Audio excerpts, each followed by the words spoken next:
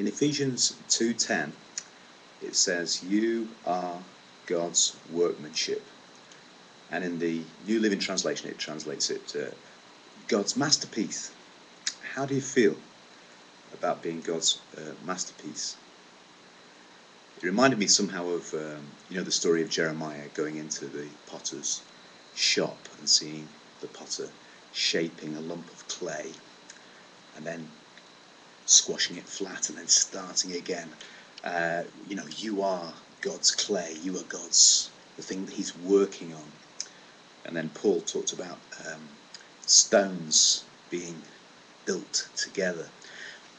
My problem is that clay and rock are not sentient. And of course Peter talks about living stones, moulded. But it's still a bit kind of tricky to understand, isn't it? The analogy only takes you to a certain point. So I'm wondering how God shapes me. How does he shape me? How does he work on my life? If I had Picasso for dinner, which I admit is probably a little unlikely, and say he couldn't pay, so so he did a sketch. He did a sketch on the serviette. Can you imagine that? He's done a sketch on the serviette, as he actually did once or twice, apparently. And he might say he was like amusing my 4-year-old. So he does this little sketch and then tosses it off. He does it with very little forethought or care. It's okay, maybe it's worth millions, but it's done without much precision. It's just a knockoff. It's just a little side issue. But if he was working on a Guernica, a piece of art, something that was going to be profound and speak to a generation, then he gives it a lot more care. You know where I'm going with this, don't you? He gives it a lot more precision and thought and forethought. He puts more into it.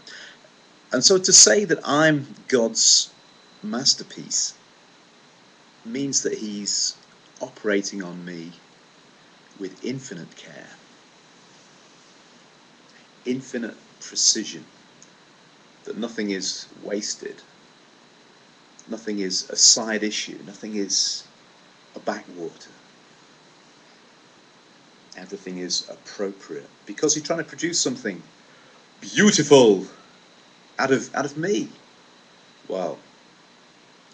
It's this word that they use in building and like plastering, the word finishing, the finish that's put on you, like smoothing away the edges, scraping away.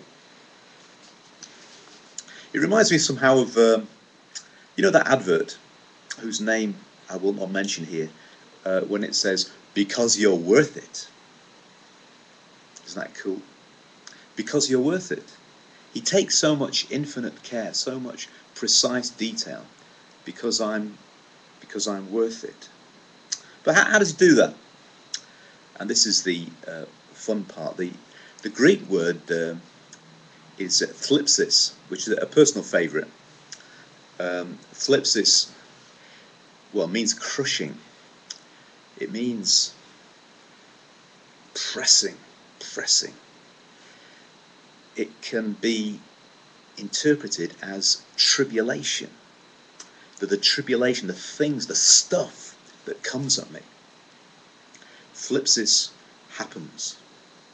The stuff that comes at me is the very process of God scraping away and finishing and working at his masterpiece. Me. Because I'm worth it. Well,